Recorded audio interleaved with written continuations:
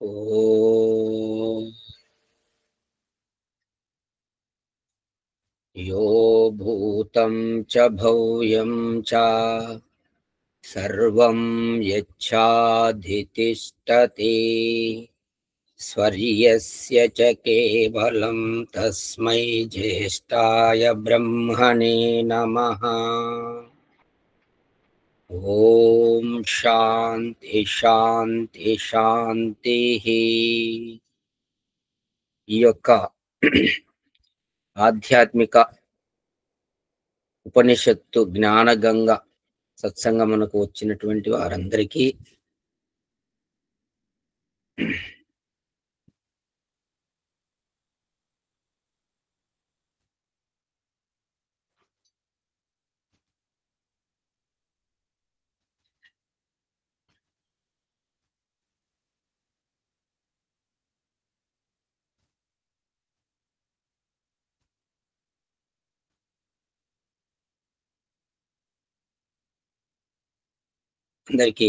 నమస్కారములు.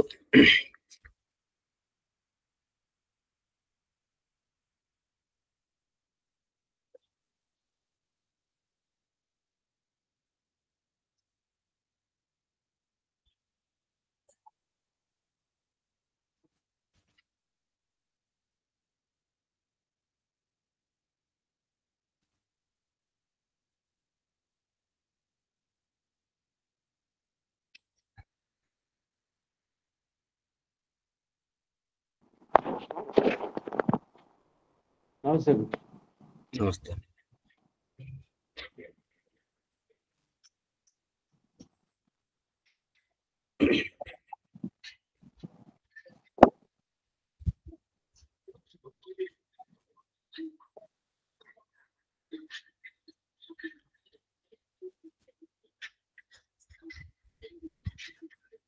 దీంట్లో 5 మందేనా ఇంకా ఎక్కువ అటెండ్ అయ్యేదానికి అవకాశం ఉంది?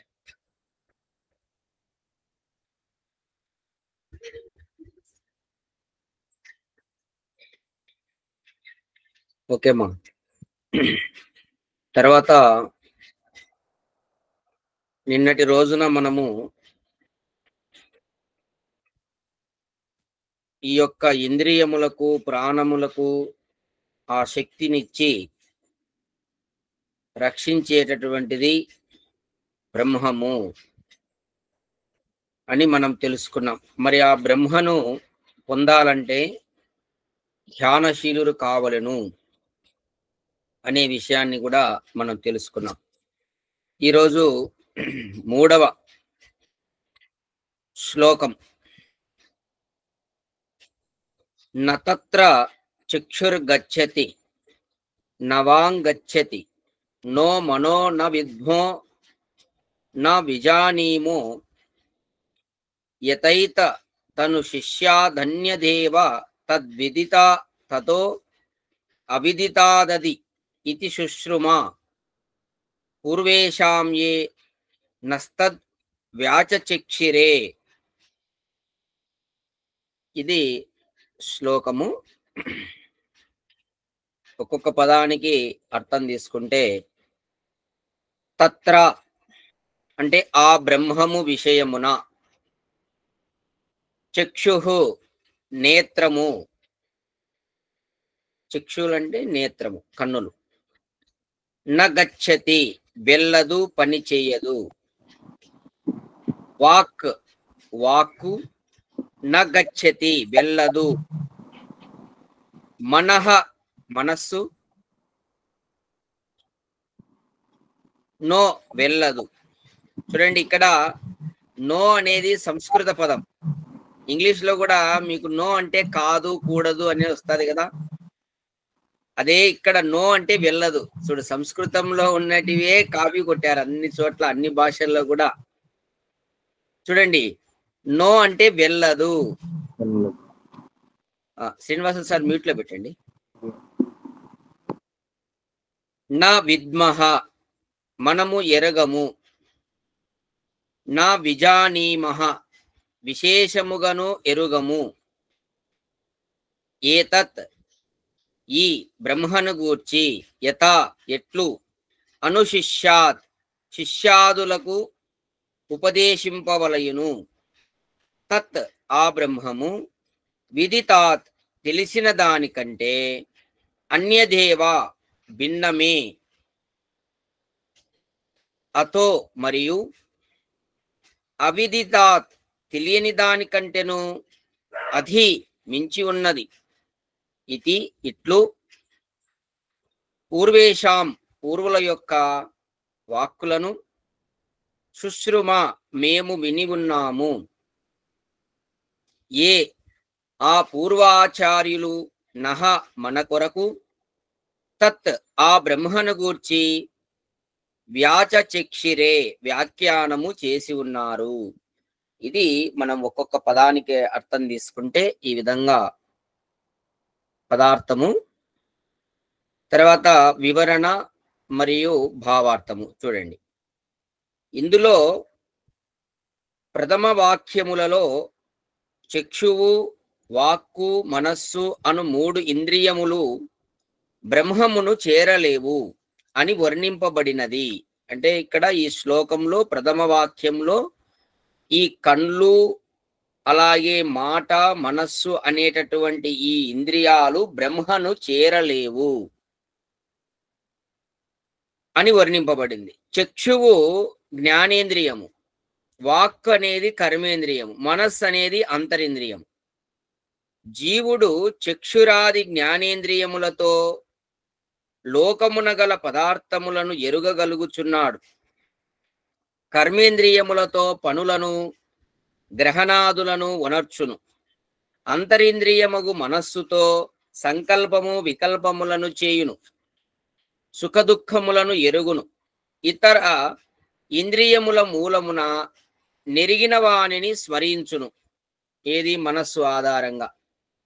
ఈ విధంగా జీవుడు తనకు గల ఈ సాధనములతో బ్రహ్మమును ఎరగజాలడని ఉపనిషత్ వచనముల యొక్క అభిప్రాయము. ఇది బాగా అందరూ గుర్తుపెట్టుకోండి. అంటే ఇక్కడ ఏం చెప్తున్నాడంటే,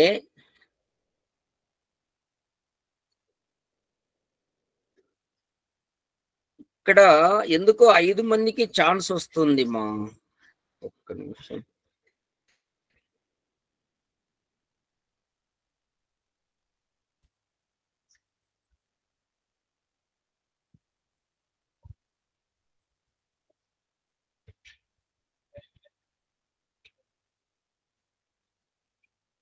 ఒక నిమిషం సార్, ఒకవేళ నేను ఎగ్జిట్ అయిపోతే మళ్ళీ ఎవరైనా న్యూలీ వస్తారు కదా, నెక్స్ట్ టైం నేను జస్ట్ జాయిన్ అవ్వచ్చు, మీరు యాక్సెప్ట్ చేయాల్సిన పని లేదు. కానీ మీరు కాండి మా, అట్లా కాండి. సరే రామ్నాథ్, నువ్వు కూడా అట్లేగా.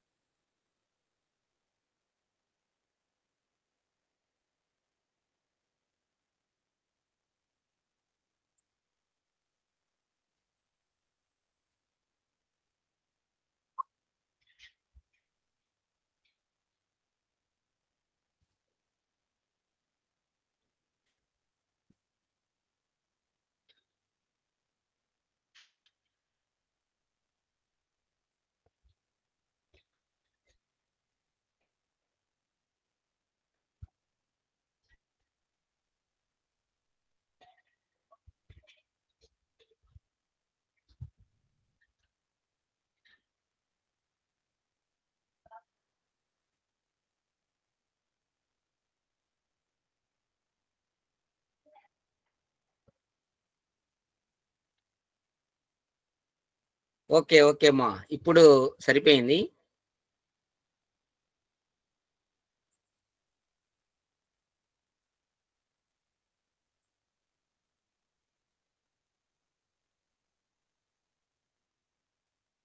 ఇక్కడ ప్రధానంగా ఈ ఉపనిషత్తులో మనకు తెలియజేసింది ఏమిటంటే, జీవుడు తనకు గల ఈ సాధనములతో బ్రహ్మమును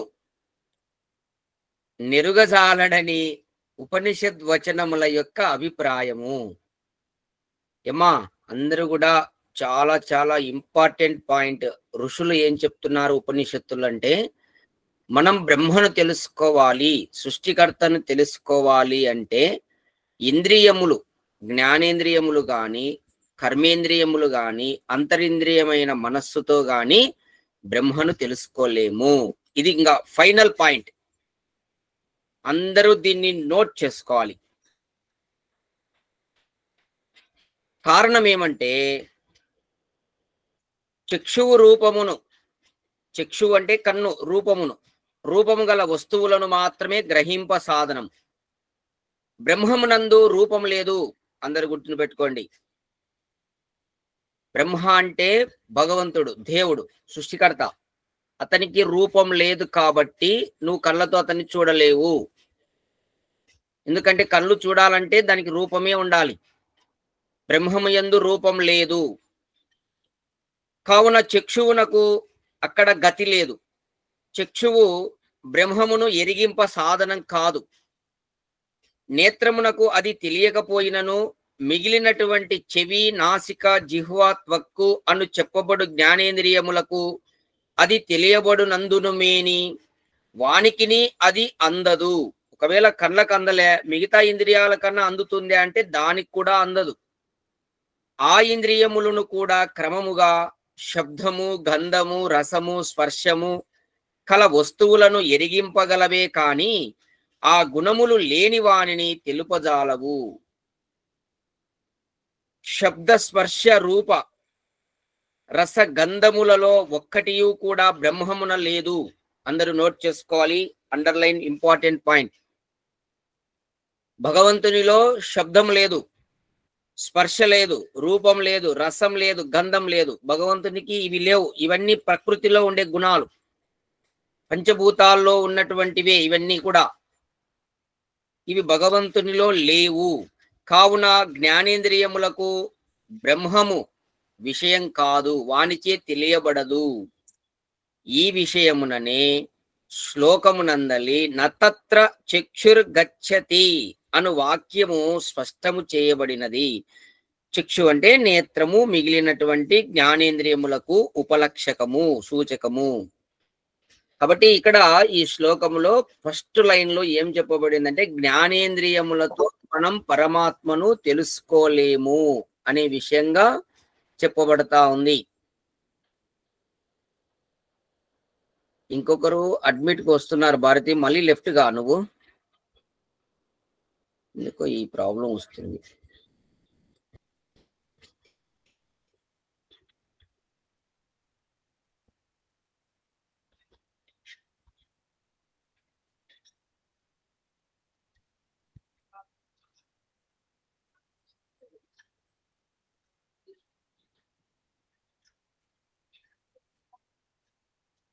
ఓకే ఏమా, మీకు ఇప్పటి వరకు చెప్పిన దాంట్లో ఏమైనా సందేహం ఉందా? ఏం లేదు సార్.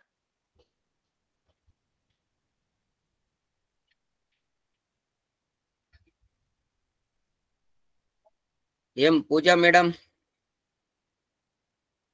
చెప్పండి సార్.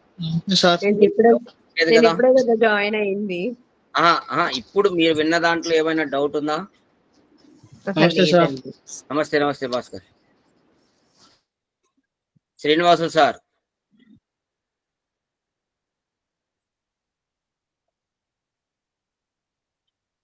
ఇప్పటి వరకు విన్న దాంట్లో మీకు ఏమైనా సందేహం ఉందా? రామ్నాథ్? ఏం లేదు గురుజీ. ఓకే ఓకే, ఎందుకంటే స్పష్టంగా చెప్తున్నాం అన్నమాట. ఇక్కడ ఋషులు ఎంత స్పష్టంగా చెప్తున్నారంటే మన జ్ఞానేంద్రియములకు బ్రహ్మను మనము తెలుసుకోలేవు. ఎందుకంటే బ్రహ్మను తెలుసుకోవాలంటే ఆ బ్రహ్మలో రూపము గాని, రసము గాని, గంధము గాని, లేదంటే స్పర్శ గాని ఇవేమి లేవు బ్రహ్మకు. ఈ జ్ఞానేంద్రియములు ఇవి శబ్ద, స్పర్శ, రూప, రసగంధాదులను మాత్రమే గ్రహించుతాయి. అవి బ్రహ్మలో లేవు కాబట్టి ఇవి వీటితో మనం తెలుసుకోలేము. ఇది స్పష్టము, అందరూ గుర్తుపెట్టుకోండి. మరి మీరు ఇప్పుడు లోకంలో అందరూ మన దేవుని దర్శనం చేసుకొని వస్తున్నారు కదా అంటే అదంతా భ్రాంతి, అజ్ఞానం. ఇప్పుడు నిన్న వినాయక చవితి ఇదంతా కూడా అజ్ఞానమే, భ్రాంతి అన్నమాట. అదంతా వేద విరుద్ధం అన్నమాట. ఎందుకంటే బ్రహ్మకు దేవునికి ఇవన్నీ ఏం లేనప్పుడు మనం దేవుని ఎట్లా చూడగలుగుతాం? కాబట్టి ఇది అజ్ఞానము, భ్రాంతి. తర్వాత చూడండి, నేత్రాది జ్ఞానేంద్రియములకు అందని వస్తువు వాగాది కర్మేంద్రియములకు పట్టుబడద అనేదరని వేరుగా చెప్పనక్కర్లేదు. ఇంకా జ్ఞానేంద్రియాలకే చిక్కలే భగవంతుడు, కర్మేంద్రియాలకు ఎట్లా చిక్కుతాడు, ఎట్లా పట్టబడతాడు? పట్టబడడు. అయినను నవాన్గచ్చతి, వాక్కునకు అది విషయం కాదు. బ్రహ్మము కర్మేంద్రియములకు పట్టుబడదని కాదు అని స్పష్టము చేయబడినది. చూడండి, ఇక్కడ తర్వాత నెక్స్ట్ లైన్ లో ఏం చెప్పబడుతున్నాడంటే, ఇది కర్మేంద్రియములకు కూడా పట్టుబడదు. కర్మేంద్రియములు అంటే తెలుసు కదా, నిన్న క్లాస్ లో విన్నారు మీరు. వాక్కు, పాణి, పాద, గుద, అవస్థ 5. ఇవి వీటికి కూడా పట్టుపడదు అని స్పష్టం చేయబడి, ఇక్కడ వాక్కు తక్కిన కర్మేంద్రియములకు ఉపలక్షకంగా చెప్పబడింది. అంటే ఇక్కడ వాక్కును ప్రధానంగా తీసుకొని చెప్పాడు. అంటే ఇంకా మిగతా దానిలకు కూడా పట్టుపడదు అని అర్థం అన్నమాట. ఉపలక్షకం అంటే అదే, ఒకదానికి చెప్పినామంటే మిగతా అన్ని దానిలకు వర్తిస్తుంది అని దాని అర్థం. ఇక జీవునికి గల జ్ఞాన సాధనాలలో ముఖ్యమైనటువంటి సాధనం మనస్సు. చూడండి, ఇక ఇప్పుడు ఎన్ని జ్ఞానేంద్రియాలకు కర్మేంద్రియాలకు రెండిటికి బ్రహ్మ పట్టుబడలేదు. ఇంకా మనస్సు అనేది ఒకటి ఉంది, ఇది కూడా జ్ఞాన సాధనమే. మనస్సు ద్వారా కూడా మనకు జ్ఞానం కలుగుతుంది. కాబట్టి ఇక్కడ ఇతర ఇంద్రియములతో కలిసి పదార్థములను ఎరుగుటకును పనులు చేయుటకును జీవునకు తోడ్పడును. మనస్సు అనేది జీవునికి తోడ్పడుతుంది.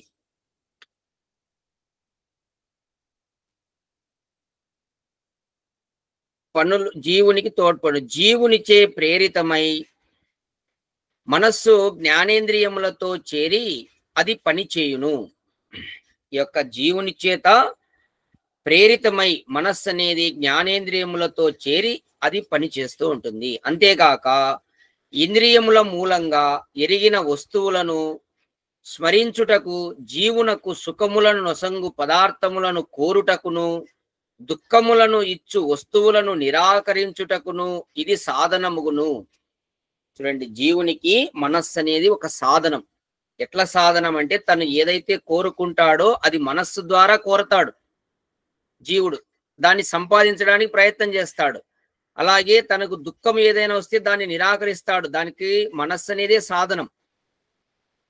మరియు ఇది జీవునకు కలుగు సుఖము దుఃఖములను ఎరంగుటకును సాధనమగును.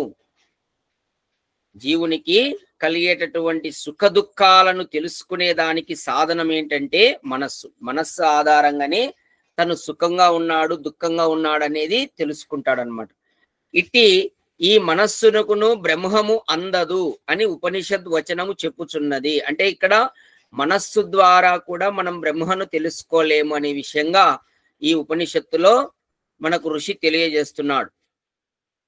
ఇట్లు కర్మేంద్రియములు జ్ఞానేంద్రియములు అంతరింద్రియమగు మనస్సు అన్నియూ కూడా బ్రహ్మమును ఎరుగుటకు సమర్థములు కాకపోవుట చేతనే ఉపనిషద్ వచనము న విద్మో న విజానీమో, సామాన్యముగా కాని విశేషముగా కాని బ్రహ్మమును మనము ఎరుగజాలమని చెప్పుచున్నది. ఈ విధంగా మనకున్నటువంటి ఈ 11 ఇంద్రియాల ద్వారా మనం భగవంతుణ్ణి తెలుసుకోలేము. చూడండి, ఇక మనం ఏదేని ఒక వస్తువును ప్రథమమున ఎరుగునప్పుడు ఇంద్రియములతో ఆ వస్తువునకు సంబంధము కలిగినప్పుడు అది ఏదో ఒక వస్తువు అని మాత్రం తెలియను. మరి ఈ తెలివినే సామాన్యమైన జ్ఞానము అందురు. అనగా ప్రథమమున ఇంద్రియములచే వస్తువు సామాన్యంగా తెలియబడునని భావం.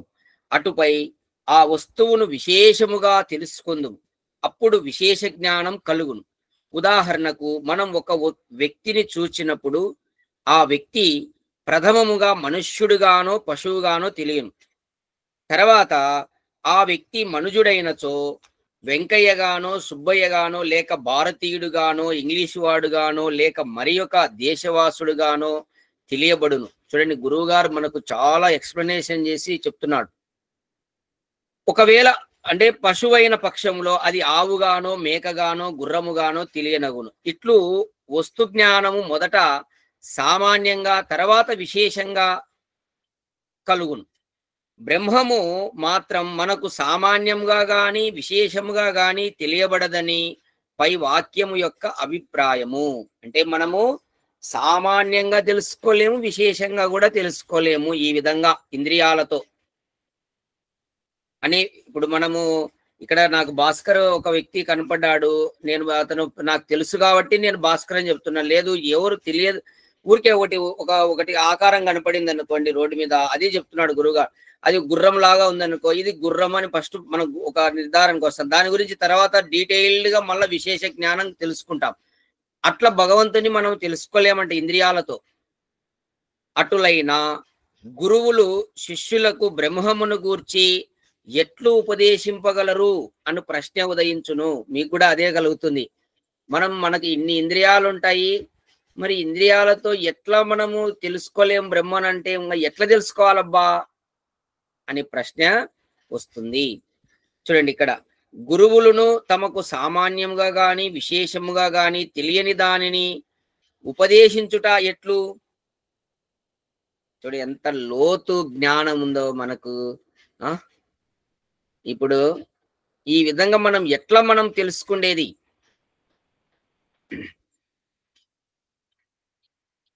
మరి గురువులు కూడా ఇట్లా తెలుసుకోలేని దాన్ని ఎట్లా ఉపదేశం చేస్తారు? ఈ సంశయమును తీర్చుటకు గాను ఉపనిషత్తు ఇట్లు చెప్పుచున్నది. పూర్వ ఆచార్యుల యొక్క వ్యాఖ్యానములను అనుసరించి ఆ బ్రహ్మము విదితము కంటెను అలాగే అవిదితము కంటెను భిన్నమే అని మేము విని ఉన్నాము అని గురువులు శిష్యులకు ఉపదేశింపవలెను. ఈ విధంగా అనేక మంది గురు శిష్య పరంపరగా ఈ విధంగా విదితము కంటే అలాగే అవిదితము కంటే భిన్నమే అని మేము విని ఉన్నాము అని గురువులు శిష్యులకు ఉపదేశింపవలెను. ఆ విధంగా ఉపదేశించాలి అని చెప్తున్నాడు. తర్వాత చూడండి, ధ్యానశీలురైన ఆచార్యులు బుద్ధితో బ్రహ్మమును ఎరుగుటకు సమర్థులగుదురు. అయితే ఇక్కడ ఈ 11 ఇంద్రియాలు మనం బ్రహ్మను తెలుసుకోలేం. అయితే ఇప్పుడు దేంతో తెలుసుకుంటామని చెప్తున్నారంటే బుద్ధితో తెలుసుకుంటారంట బ్రహ్మను. ఏం మదన్ సార్ అర్థమవుతుందా? బుద్ధితో బ్రహ్మమును ఎరుగుటకు సమర్థులు అగుదురు. కావున బ్రహ్మము ధ్యానం గమ్యమే కాని ఇంద్రియ గమ్యము కాదని గ్రహింపనగును. అంటే మనం బ్రహ్మము ధ్యానం ద్వారానే మనం ఆ గమ్యాన్ని చేరుకోవాల బ్రహ్మను. అంతేగాని ఇంద్రియాలతో మాత్రం మనం బ్రహ్మను తెలుసుకోలేము. ఇంద్రియ గమ్యం కాదు అది బ్రహ్మం అనేది అని స్పష్టంగా చెప్పబడతా ఉంది. మనస్సు సత్యము శౌచాది ఆచారముల వలనను అలాగే ధ్యానాది అభ్యాసముల వలనను క్రమముగా శుద్ధమై ఏకాగ్రమగును. చూడండి, ఇక్కడ ఇంపార్టెంట్ పాయింట్ అందరూ నోట్ చేసుకోండి. మనస్సు అనేది ఎట్లా అది ఏకాగ్రమవుతాదనే విషయంగా చెప్పబడతా ఉంది. సత్యము అలాగే శౌచము. శౌచం అంటే శుచి. సత్య శౌచాది ఆచారముల వలనను అలాగే ధ్యానము అభ్యాసం వలనను క్రమముగా శుద్ధమై ఏకాగ్రమగును. అప్పుడది సూక్ష్మ పదార్థములను గ్రహింప సమర్థమగును. మనస్సు అనేది ఈ విధంగా శుద్ధమైన తర్వాత ఏకాగ్రమైనప్పుడు అప్పుడు సూక్ష్మమైన దాన్ని పట్టుకుంటాది మనస్సు. అప్పుడది సూక్ష్మ పదార్థములను గ్రహింప సమర్థమగును. సాధారణమగు మనస్సునకు అట్టి సామర్థ్యం ఉండదు. చూడండి, ఇప్పుడు మనకున్నటువంటి మనస్సుతో మనము సూక్ష్మ పదార్థాలను పట్టుకోలేము. ఎప్పుడు పట్టుకుంటాం సూక్ష్మ పదార్థాలను? మనస్సు శుచి కావాలా, శుభ్రంగా ఉండాలా, మనస్సు శుద్ధంగా ఉండాలా, మనస్సు అలాగే ఏకాగ్రం కావాలా. మనస్సు ఏకాగ్రమైనప్పుడు అది సూక్ష్మ పదార్థాలను గ్రహింప సమర్థమవుతుంది. సాధారణ మనస్సుకు అట్టి సామర్థ్యం ఉండదు. ఇక సమాహిత ఏకాగ్రమైనటువంటి మనస్సు బుద్ధి అని చెప్పబడును. ఇక్కడ బాగా చూడండి, బుద్ధి అంటే వేరేదేం కాదు అనే విషయంగా ఋషి చెప్తున్నాడు. బుద్ధి అంటే ఏదైతే బాగా శుద్ధి అయిన తర్వాత, ఏకాగ్రమైన తర్వాత ఉన్నటువంటి మనస్సు, దానికే బుద్ధి అని చెప్తున్నాడు ఇక్కడ ఋషి. ఆ మనస్సే చాలా సూక్ష్మమై ఏకాగ్రమైనప్పుడు దాన్నే బుద్ధిగా చెప్పబడుతుంది. అప్పుడు అది బ్రహ్మమును గ్రహింప సాధనము కాగలదు. అంటే ఇక్కడ సాధారణమైనటువంటి మనస్సుతో మనం బ్రహ్మను తెలుసుకోలేము. ఆ మనస్సును శుద్ధం చేసుకొని ఏకాగ్రం చేసిన తర్వాత మాత్రమే మనం బ్రహ్మను తెలుసుకోగలుగుతాం. ఏది? దానికి ఏకాగ్రమైనటువంటి మనస్సుకే బుద్ధి అని పేరు. దాని ద్వారా మనం బ్రహ్మను గ్రహింప సాధనము కాగలదు. అందువలననే బ్రహ్మ విధులు, విధులు అంటే తెలుసుకున్నటువంటి వారని, బ్రహ్మను తెలుసుకున్నటువంటి వారు. ఇక్కడ పైన కూడా అదే వచ్చింది, విదితము అవిదితము. విదితం అంటే తెలుసుకోవడం, అవిదితం అంటే తెలుసుకోకుండా ఉండడం. ఇక్కడ అదే బ్రహ్మ విధులు అంటే బ్రహ్మను తెలుసుకున్నటువంటి వారు. ఇక్కడ ఏం చెప్తున్నారు? బ్రహ్మము బుద్ధిగ్రాహ్యం అతీంద్రియం అని చెప్పారు. అతీంద్రియమైనను బుద్ధి గ్రాహ్యమే అని అందురు. కావున దీశాలులైనటువంటి ఆచార్యులు బ్రహ్మను గూర్చి చెప్పగలరు. ఇక్కడ దీశాలులు అయిన ఆచార్యులు బ్రహ్మను గూర్చి చెప్తారు. అంటే ఇక్కడ దీశాలులు అంటే ఏంటి? బ్రహ్మను గూర్చి బాగా విచారణ చేసి, ధ్యానంలో విచారణ చేసినటువంటి వారిని దీశాలులు అంటారు. అంటే బాగా విచారణ చేసి బుద్ధిని సూక్ష్మం చేసుకున్నటువంటి వారు అన్నమాట దీశాలులు అంటే. అటువంటి దీశాలులైనటువంటి ఆచార్యులు మాత్రమే బ్రహ్మను గూర్చి చెప్పగలరు. అంటే బాగా బ్రహ్మను గూర్చి మనస్సును ఏకాగ్రం చేసుకొని బుద్ధిని సూక్ష్మంగా చేసుకున్నటువంటి, నిరంతరం బ్రహ్మను గురించి ధ్యానం చేసేటటువంటి దీశాలులు ఎవరైతే ఉంటారో వారు మాత్రమే, అటువంటి ఆచార్యులు మాత్రమే బ్రహ్మను గూర్చి చెప్పగలరు. వారు బ్రహ్మము విదితము కంటే భిన్నమే, అలాగే అవిదితము కంటేను మించియే ఉన్నది అని నుడివిరి. అంటే ఇక్కడ చూడండి, ఇంద్రియములకు తెలియు పదార్థములన్నీయు విదితములని చెప్పబడును. చూడండి, ఇక్కడ విదితము అవిదితము ఈ పదాలు మీరు ఎప్పుడు కూడా కొత్త వాళ్ళు కాబట్టి మీరు విని ఉండరు, రాసుకోండి ఒకసారి. విదితములంటే మనం ఇంద్రియాలతో గ్రహించేటటువంటి పదార్థాలన్నీ కూడా విదితములని చెప్పబడును. ఇవి స్థూల ప్రపంచమంతయు ఇందు చేరును. స్థూల ప్రపంచం అంటే కంటికి కనిపించేదంతా స్థూలం. ఇదంతా విదితం అంటే మనకు కనపడుతుంది. ఈ స్థూల పదార్థమయమగు జగత్తునకు అంతటికి కారణమగు సూక్ష్మ ప్రకృతి అవిదితమని చెప్పబడును. చూడండి, ఇక్కడ రాసుకోండి మా ఇంపార్టెంట్ ఇవి. ఈ పదాలు మీరు ఎప్పుడు వినిండరు. విదితము అవిదితము అంటే ఇక్కడ స్థూల ప్రకృతిని విదితం అంటారు. అలాగే అవిదితము అంటే సూక్ష్మ ప్రకృతి.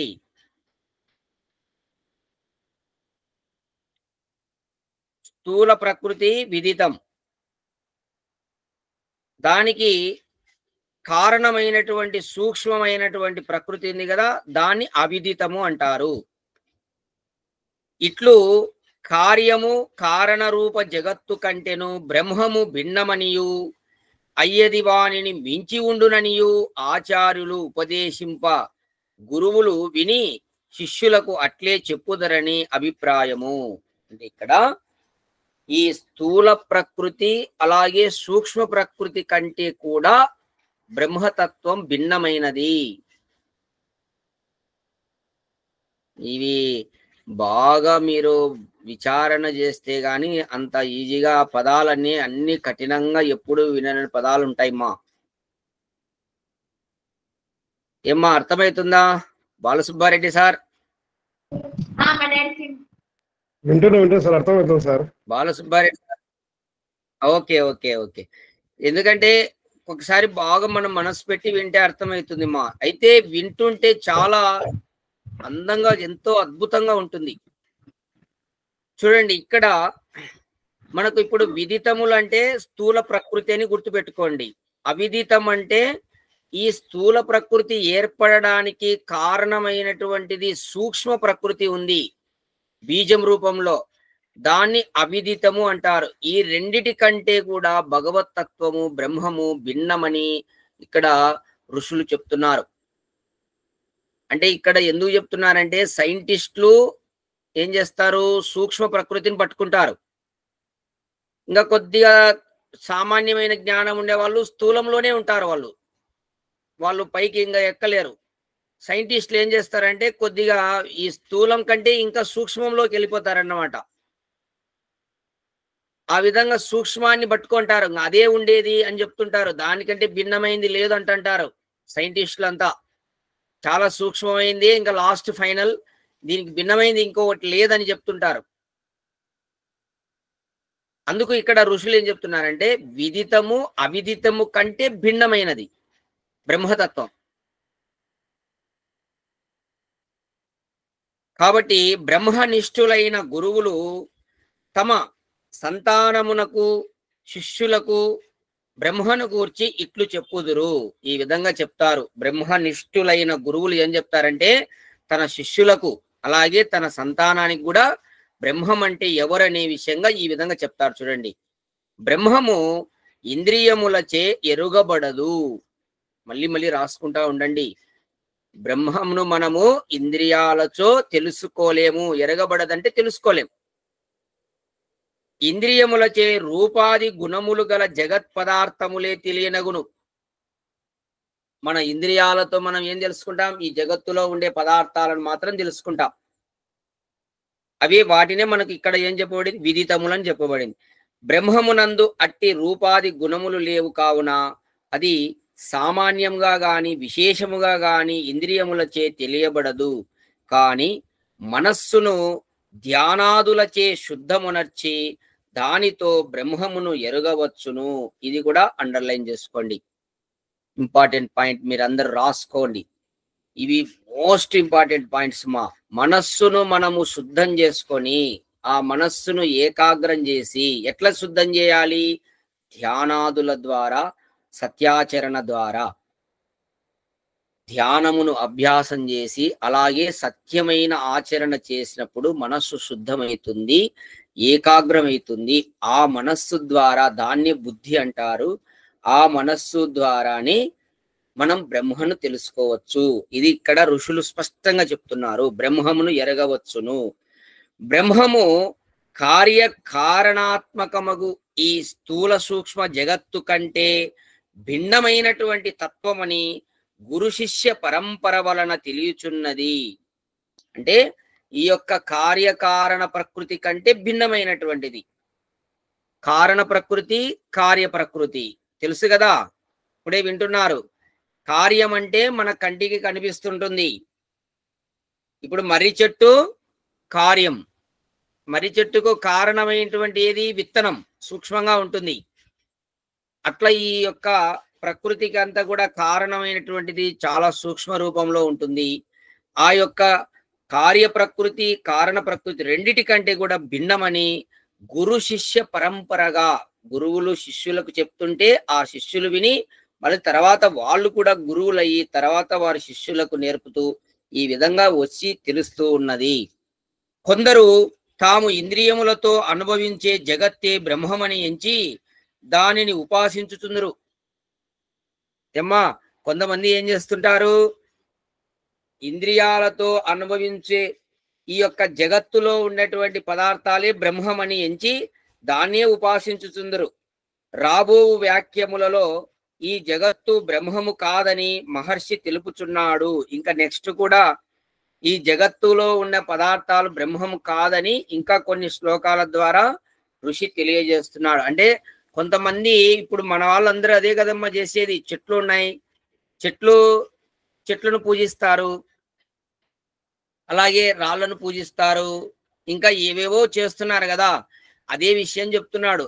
ఇవన్నీ జగత్తులో ఉండే పదార్థాలు, ఇవి బ్రహ్మం కాదు, దీనికి భిన్నంగా ఉంది బ్రహ్మతత్వం అని ఇక్కడ ఈ శ్లోకం ద్వారా ఈ విషయాన్ని తెలియజేస్తున్నాడు. ఇందులో ఎన్ని అద్భుతమైనటువంటి పాయింట్లు వచ్చాయో చూడండి. కాబట్టి ఇవన్నీ కూడా మీరు నోట్ చేసుకోండి. ఇక్కడ మీకు ఇప్పటి వరకు చెప్పిన దాంట్లో ఇంకా ఏదైనా డౌట్ ఉంటే అడగండి, లేదంటే శాంతి పాఠంతో క్లోజ్ చేస్తాం. చాలా సంతోషం మా, ఇక్కడ ఈరోజు 11 మంది సభ్యులు వచ్చారు. ఆ బంగ పొంగ అందరూ మెల్లిమెల్లిగా వస్తున్నారు. ఒక అర్ధగంట రోజు సత్సంగంలో పాల్గొనండి. కొన్ని విషయాలు మనం తెలుసుకోవాలి. ఈ విధంగా జ్ఞానం అనేది తెలుసుకుంటా అంటే ఇంకా మీ మైండ్కు పని ఉంటుంది, మా మైండ్ వర్క్ ఉంటుంది, బాగా విచారణ చేసే శక్తి వస్తుంది మనస్సుకు. కాబట్టి ఇంకా రావాలి. చాలా మంది గ్రూపులలో పెట్టాను, కొంతమంది అటెండ్ అయ్యారు. సరే, ఇక్కడికైనా కానీ సంతోషం, ఎందుకంటే శ్రద్ధ అనేది చాలా ఇంపార్టెంట్. మనం అటెండ్ అయిన తర్వాత ఎంతవరకు మనం సబ్జెక్టును అర్థం చేసుకుంటున్నాం, అది ప్రధానమైనటువంటిది. ఈరోజు చెప్పినటువంటి దాంట్లో ఇంకా మీకు ఏమైనా సందేహం ఉంటే అడగండి. క్లియర్డ్గా ఉంది, ఇంకా సందేహాలు ఎందుకు వస్తాయి? చాలా ఓపెన్ గా ఋషులు మనకు ఎంత క్లీన్డ్గా చెప్పారు. ఏం రామ్నాథ్, మీకు ఏమైనా సందేహం ఉందా? ఏం లేదు గురుజీ. ఏం లేదు. శ్రీనివాసులు సార్, మీకు ఏమైనా డౌట్స్ ఉన్నాయా? ఏమన్నా? ఏం లేదు. Okay okay, very good. తర్వాత ఇంకా ఎవరికి లేవమ్మా? భాస్కర్, అర్థమైంది కదా? రైట్. ఇప్పుడు చెప్పుకున్నది అంతా కూడా చాలా క్లీన్డ్గా ఉంది, కాబట్టి మీరు నోట్ చేసుకోండి. ఫైనల్ గా ఈ రోజు తెలుసుకున్నటువంటిది ఏంటంటే, మనస్సే బాగా శుద్ధి అయిన తర్వాత అదే బుద్ధిగా పరిణమిస్తుంది. ఆ ఏకాగ్రమైనటువంటి మనస్సే బుద్ధి అవుతుంది. ఆ బుద్ధి ద్వారానే మనం బ్రహ్మను తెలుసుకుంటామనే విషయంగా ఇక్కడ ఈ రోజు ప్రధానంగా మనం తెలుసుకున్నాం. అది మీరు అండర్లైన్ చేసుకోండి. ఇంకా ఇది తెలిసిన తర్వాత కూడా మళ్ళీ జగత్తులో ఉండే పదార్థాలు దేవుడని మీరు భావించితే మీరు ఏమీ తెలియనట్టే. అర్థమవుతుందా? ఇప్పుడు విన్నారు, రామాయణం అంతా విని మళ్ళీ పొద్దున్నే లేస్తానే రాముడికి సీత ఏమైందని అడిగితే ఇంకా ఏం చేయలేం.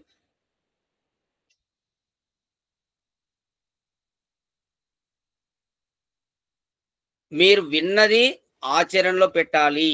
మీరు ఇప్పుడు ఇక్కడ విన్నదాంతో సందేహం లేదన్నారు.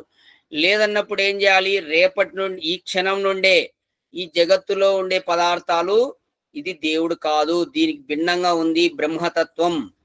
దాన్ని పొందాలంటే మనస్సు శుద్ధి కావాలి, ధ్యానాదులు అభ్యాసం చేయాలి, సత్యాచరణ ఉండాలి, మనస్సును ఏకాగ్రం చేయాలి.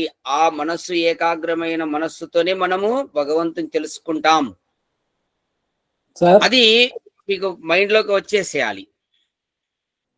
సార్ చెప్పండి. ఇప్పుడు భగవంతుడు అన్ని చోట్ల ఉంటాడని చెప్తాం కదా. అవును. మరి ఆ విగ్రహంలో కూడా ఉన్నాడని కొందరు భావిస్తా పూజిస్తుంటారు, తప్పే ఉంది సార్? అందులో అంతా ఉన్నాడని ఇప్పుడు. ఎస్, ఇప్పుడు అదే విషయాన్నే కదా మనం ఇంతవరకు చెప్పింది. ఈ ప్రకృతిలో భగవంతుడు భిన్నంగా ఉన్నాడు. భిన్నము గుర్తుపెట్టుకోండి, భిన్నంగా ఉన్నాడు. దీని లోపల కూడా ఉన్నాడు, కానీ దీనికి వేరుగా ఉన్నాడు అనే విషయం గుర్తుపెట్టుకోండి. సూక్ష్మంగా కాకుండా, స్థూలంగా కాకుండా భిన్నంగా ఉన్నాడు. భిన్నంగా ఉన్నాడు. స్థూల ప్రకృతి కాదు, సూక్ష్మ ప్రకృతి కాదు. నువ్వు భావించడం అనేది వేరు. అర్థమవుతుందా? ఇక్కడ నువ్వు ఏం చేస్తావో చెయ్యి, కానీ తెలుసుకునే పద్ధతి అయితే ఇదే. ఇంకా ఇంద్రియాలతో దేవుణ్ణి తెలుసుకోలేవు. అది స్పష్టంగా ఇంతవరకు విన్నారు. ఇంకా సబ్జెక్ట్ అంతా అదే. అర్థమవుతుందా? ఏం మదన్ సార్, అన్నిట్లో ఉన్నాడు, నేను అన్నిట్లో పూజిస్తాను, అన్నిట్లో భావిస్తానంటే భావించడం వేరు. మనం సరే సార్, మనకు ఓకే, దీని మీద కొంచెం అవగాహన ఉంది కాబట్టి ఆర్య సమాజం అవుతున్నాం కాబట్టి ఓకే.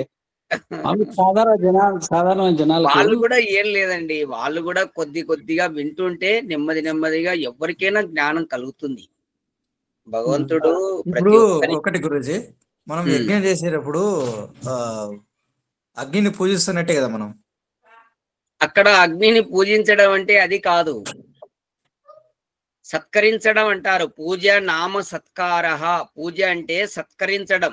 ఇప్పుడు ఏ పదార్థంలో ఏ దివ్య గుణాలు ఉంటాయో దాన్ని బయటికి తీసుకురావడం అనేది సత్కరించడం. అగ్నిని ఆ విధంగా చేయడం ద్వారా మనం అగ్ని పూజ కాదు అక్కడ. అగ్నిని ఆ విధంగా చేసి అగ్నిహోత్రం చేయడం వల్ల ఏమవుతుంది, సృష్టిలో ఉన్నటువంటి అన్ని పదార్థాలను సంస్కరించడం జరుగుతుంది. అంటే స్థూల పదార్థాలను మనం సంస్కరిస్తున్నాం అంతే, అంతవరకే అది. ఇక్కడ అప్పుడు స్థూల పదార్థాల్లో ఏముందని మనం సంస్కరించాలని నేను అంటున్నా. దేవుడు ఉన్నాడనే కదా. దేవుని కొరకు కాదది. ఇప్పుడు కాలుష్యం జరుగుతుంది, మనం ఏం చేస్తున్నాము, వాతావరణాన్ని అంతా అశుద్ధి చేస్తున్నాం. పంచభూతాలను, మంచినీరు దాగి నువ్వు ఏం చేస్తున్నావు, మూత్రం చేస్తున్నావు. అలాగే ఆహారం తిని మల విసర్జన చేస్తున్నావు, దాన్ని చెడగొడుతున్నావు. మంచి గాలి తీసుకొని కార్బన్ డైఆక్సైడ్ చేస్తున్నావు. ఈ విధంగా అన్ని చెడగొడుతున్నారు. దానికి ఏం చేయాలి, శుద్ధి చేయాలి. శుద్ధి చేయాలంటే అగ్నిహోత్రమే చేయాలి, ఇంకా వేరే విధంగా నువ్వు దానిని శుద్ధి చేయలేవు. అంతే, అది అక్కడి వరకే అది. అంటే ఇది అంటే నేను ఇక్కడ ఏమంటున్నా అంటే అంటే మనం ఈ చేసే అగ్నిహోత్రము వాతావరణాన్ని శుద్ధి చేయడానికే, దేవుణ్ణి పూజించడానికి నేను కాదు. అక్కడ వాతావరణం శుద్ధి అయిన తర్వాత అక్కడ మంత్రోచ్చారణలు, మనము ఆ మంత్రంలో ఏముంటుంది, అక్కడ కొన్ని స్తుతి ప్రార్థన ఉపాసన మంత్రాలు ఉన్నాయి. అక్కడ ఈశ్వరుని ఉపాసన కూడా జరుగుతుంది అగ్నిహోత్రంలో. ఆ మంత్రాలలో మనం భగవంతుని కూడా ప్రార్థన చేసుకుంటాం. ఆ మంత్రాలను కూడా పలుకుతూ అగ్నిహోత్రం చేయాలి. రెండు పనులు ఒకేసారి, రెండు పనులు జరుగుతాయి. మళ్ళీ ఇప్పుడు ఇది పౌరాణిక ఈ పూజారులు చేసేది కూడా మంత్రాలే కదా గురుజీ. అక్కడ మంత్రాలు, వేద మంత్రాలు ఉండవు. చూడండి, మీరు కావాలంటే వాళ్ళు వేద మంత్రాలు ఉండకపోయిండొచ్చు. ఒక్క నిమిషం, మీరు ఎక్కడో ఒక చోట పార్టిసిపేట్ చేయండి, అగ్నిహోత్రం వాళ్ళు చేసే దగ్గర కూర్చోండి, వాళ్ళని అడగండి, ఇది మీరు ఇప్పుడు దాకా చదివేటివన్నీ ఇవి ఏ వేదాలలో ఉన్నాయి, ఒకసారి మాకు చూపించండి అని అడుగు. వాళ్ళు నీకు సమాధానం కూడా చెప్పరు. అరే తెలివి లేని మూర్ఖుడా, నువ్వు అడగద్దురా, ప్రశ్న వేయొద్దు, అసలు నువ్వు అడగలేవు, వాళ్ళని చూసి భయపడతావు. ఫస్ట్ అడగాలంటే నీకు భయం. ఎందుకు అన్నిటికీ ఓం తోకలు ఉంటాయి వాళ్ళ మంత్రాల గురించి? ఇంకా నువ్వు కూడా ఒకటి పెట్టుకోవచ్చు తోక, ఓం అని పెట్టి నువ్వు కూడా రాసే అంతే. ఓం రామ్నాథాయన మహా ఓం అని ఏదో ఒకటి రాసే అంతే. ఏమవుతుంది, ఎవరు బుద్ధి పుట్టినట్టు వాళ్ళు రాసేస్తున్నారు. ప్రమాణం ఏముంది దానికి? సత్యార్థ ప్రకాశంలో చిట్ట చివరగా ప్రథమ సమూలాసంలో రాశాడు చూడండి దయానంద మహర్షి. బుద్ధి పుట్టినట్టు మంత్రాలను ఎట్లా పడితే అట్లా రాస్తున్నారని చెప్పి రాశాడు. చిట్ట చివరగా ఉంది, చూశారా లేదో మీరు? చూశాను. అది అక్కడే నాకు డౌట్ వచ్చింది. అప్పుడు అన్నిటికీ ఓం వాడుతున్నా, ఓం అంటే దేవుడి నామాన్ని తీసుకొని రాస్తున్నారని చెప్పాడు. కాబట్టి ఇక్కడ మదన్ సార్ యొక్క డౌట్ ఏంటంటే, మదన్ సార్ది కాదు, జనరల్ డౌట్ అందరికీ కూడా. మరి అన్ని చోట్ల దేవుడు ఉన్నప్పుడు రాళ్లలో చెట్లలో కూడా దేవుడు ఉన్నాడు కదా, నేను అక్కడే దేవుడిని పూజ చేస్తాను కదా, తప్పేముందంటే కాదు. అలా నువ్వు పూజ అనేది అలా కాదు. దేవుణ్ణి తెలుసుకోవాలంటే మనస్సు శుద్ధంగా కావాలి, ఫస్ట్ పాయింట్ అది. పరమాత్మ అంతటా ఉన్నాడనే విషయం మీ అందరూ ఒప్పుకుంటున్నారు.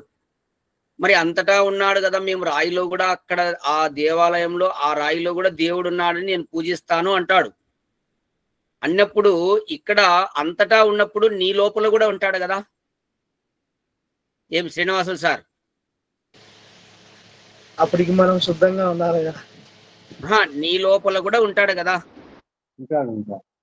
మరి నీ లోపల ఉన్నప్పుడు నీ లోపలనే నువ్వు దర్శించడం సులువా?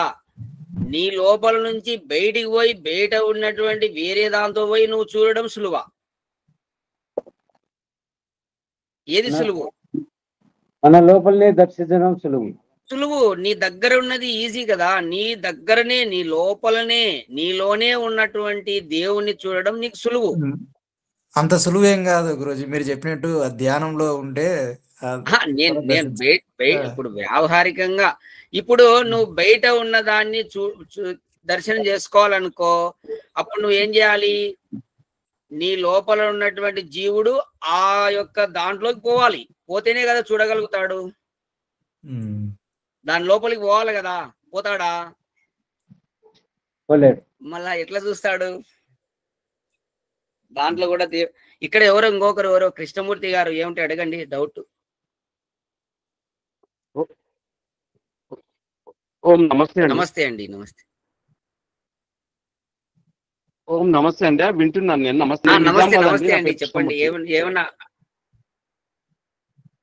ఒక సందేహం, ప్రశ్న. ఏదైతే ఇంద్రియాలతో గానీ ఈ మనస్సుతో గానీ మనము ఏదైతే దేవుని అది పట్టని మాత్రం కదా అండి, అది వాస్తవం కరెక్టే. అయితే మనం ఏ విషయము ఏదైనా పట్టాలన్నా ఏదైనా జ్ఞానం మనకి ఇంద్రియాలతో వస్తేనే కదా అది పట్టేది.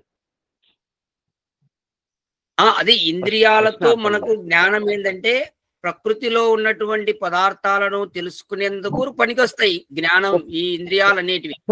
సరే సరే అండి. ఇప్పుడు మీరు ఇంద్రియాలతోని మనం దేవునికి ఈశ్వరుడు ఏదైతే పదార్థం ఉన్నదో దాన్ని పట్టలేమన్నారు, అంతవరకు సరే అండి. మనము ఏదైనా స్మృతి ఉన్నది అంటే మనం ఇంద్రియాల ద్వారా గ్రహించినటువంటి జ్ఞానమే ఉంటది, అదే స్మృతిలోకి వస్తుంది కదా. మనం తెలియని విషయాన్ని ఇట్లా చెప్పగలుగుతాము. ఇప్పుడు మనస్సు శుద్ధి అంటే అది సరే కఠినమైన విషయం, మీకు తెలుసు, దీంట్లో ఉన్న అందరికి కూడా దాదాపుగా తెలుసు. అది కఠినం శుద్ధి చేయడం. అయిన తర్వాత కూడా మనం ఏదైనా పట్టాలంటే ఉన్న జ్ఞానాన్ని ఈ విధంగా అని అంచనా వేసుకొని పట్టగలుగుతాం, కానీ మామూలుగా అది శబ్దం ద్వారా పట్టలేమో అని నాకు అట్లా అభిప్రాయం. అంటే ప్రశ్న అడుగుతున్నా, తప్పుగా అనుకోవద్దు. లేదు లేదు, చెప్పండి. అంటే మనం అట్లా ఎట్లా మరి ఆ తెలివంది పట్టడం ఇట్లా ఈశ్వర పదార్థం ఏదైతే ఉందో మనము పట్టాలన్నారు కదా బుద్ధి చేత ఏది శుద్ధమైనటువంటి మనసు ఏదైతే ఉందో బుద్ధితోని పడుతుంది అన్నారు కదా. బుద్ధి అంటే మనకు ఉన్నదే తెలుస్తుంది కదా, ఏంది ఎట్లా తెలుస్తుంది అని నా అనుమానం. ఇప్పుడు ఉన్నది తెలుస్తుంది, అరే అక్కడ ఏదో ఇప్పుడు బెల్లం ఉన్నది తీయగున్నది అంటే వాడు ఇంతకుముందు ఎప్పుడో చిన్నప్పటి నుంచి స్మృతిలో వాడు చూసి దాని రుచి చూసి దాని రూపు చూసి ఉంటాడు కనుక బెల్లం అనగానే టక్మని మనకు తెలిసి వస్తుంది. ఇప్పుడు ఈశ్వర పదార్థం ఏదైతే ఉందో అది ఇంతకుముందు చూసి ఉండడు కనుక దాన్ని ఎట్లా ఇది అని ఎట్లా పట్టగలుగుతాడని నాకు సందేహం. అదే అండి, ఇప్పుడు ఒకటి ఏంటంటే ఇక్కడ మనము సాధన చేయంగా మీకు అనుభవంలోకి వస్తుందండి. సాధన చేయకోకుండా అది మనం ఇట్లా పదార్థము ఈ విధంగా ఉంటుంది అని మనం చూపించడానికి లేదు. ఎందుకంటే అది అత్యంత సూక్ష్మమైనటువంటిది అది అన్నమాట. అది ఇంకా మీకు సాధన చేసే కొద్దీ మీకు తెలుస్తుంటుంది, అనుభూతిలోనే మీకు అర్థమవుతుంటుంది. పరమాత్మ యొక్క చర్యలు, పరమాత్మ యొక్క కదలికలు మీకు అనుభవంలో వస్తుంటాయి. సాధన మార్గంలో ఉన్నప్పుడు దైవతత్వం గురించి చాలా తెలుసుకుంటుంటారు. కానీ పూర్తి మనము ఆ పరమాత్మ దర్శనం అనేది మనకి ఎక్కడ జరుగుతుందంటే మనస్సు ఏకాగ్రమైనప్పుడు పూర్తిగా తెలుసుకుంటాం అన్నమాట.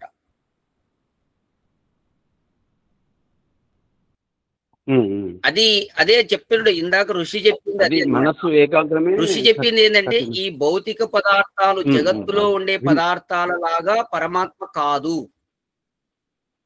మరి పదార్థాలు వేరు, పరమాత్మ వేరు. పదార్థాలు తెలుసుకోవడానికి ఈ ఇంద్రియాలు పనికి వస్తాయి అంతే. ఆ పదార్థాలు తీయగుందా, మీరు అన్నట్టు బెల్లం తీయగుందా లేదని అంతవరకు ఈ ఇంద్రియాలు పనిచేస్తాయి. కానీ దీనికి భిన్నంగా మనం బ్రహ్మ ఉన్నాడు, ఆ బ్రహ్మ లక్షణాలు ఉన్నాయి. మరి దాన్ని పట్టుకోవాలంటే మనస్సు శుద్ధి కావాలా?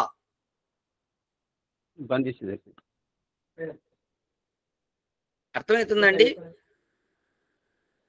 అర్థమైంది, వింటున్నా. మనసు స్పష్టం చేయడానికి అంటే శుద్ధం చేయడానికి ప్రయత్నం చేయాలి. చాలా అంటే చాలా ప్రయత్నం చేయాలి. ఎందుకంటే అచంచలంగా అది బాగా అంతా అవుతుంటది కదండి, కదులుతుంటది కదా, ఒక దగ్గర ఉండక ఒకదాని మీద స్థిరంగా ఉండక. అది మీరు అన్నట్టుగా సాధనతోని ఇప్పుడు అవుతుందండి. ఇప్పుడు ఏబిసిడీలు దిద్దుతున్నారు ఇట్లా, ఓ ఆ ఈ ఊ అని దిద్దుతున్నారు. ఇప్పుడు అందరూ మొదలు పెట్టారు. నర్సరీలో జాయిన్ అయ్యారు, అవునండి. పట్టుకొని ఒక్కొక్కరు అవునండి. తింటున్నారు. చాలా కష్టం అండి, అంత ఈజీ కాదు.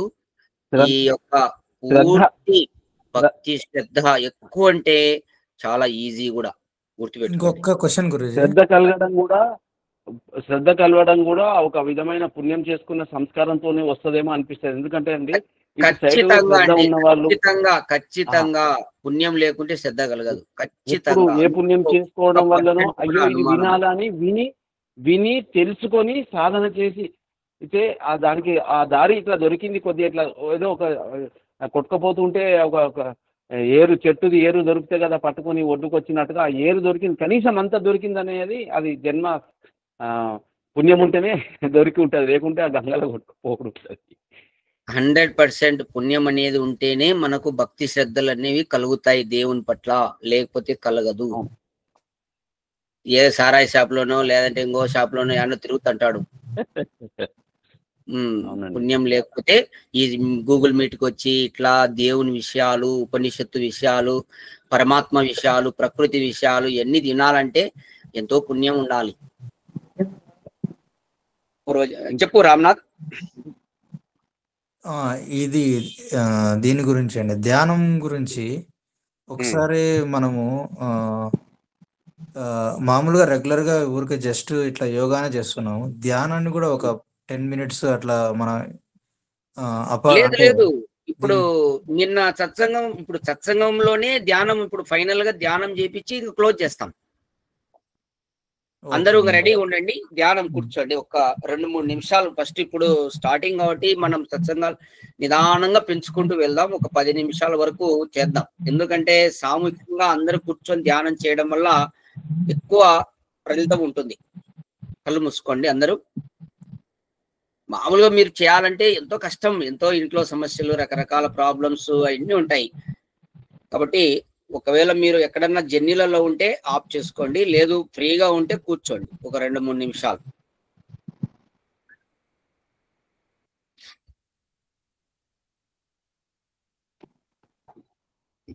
ధ్యానం నిర్విషయం మనః. మనస్సులో ఏ విధంగా ఆలోచనలు లేకుండా ఎంప్టీ మైండ్తో కూర్చొని ఆ పరమాత్మ యొక్క లక్షణాలను స్మరించుకుంటూ ఉండడమే ధ్యానం.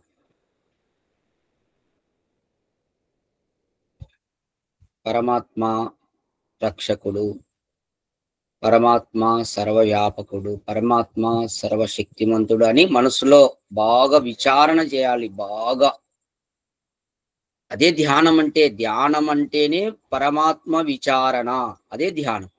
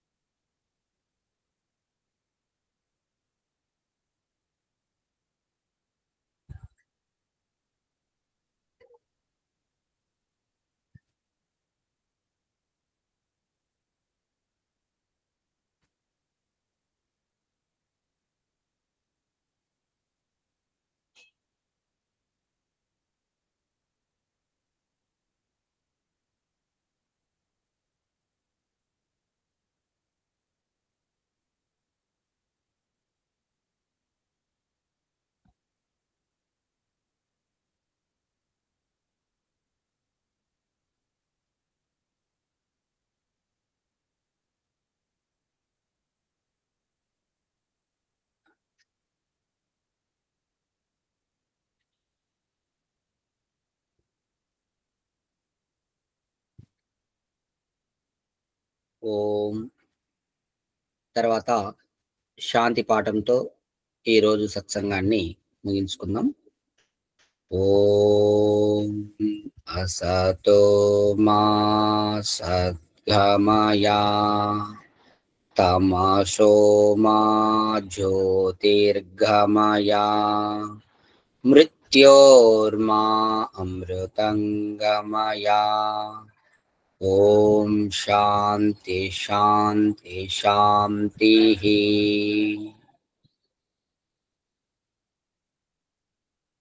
అందరికీ నమస్తే, చాలా ధన్యవాదములు మీ అందరికీ. మళ్ళీ రేపటి సత్సంగంలో కలుద్దాం అందరం. నమస్తే. ఓం శుభం.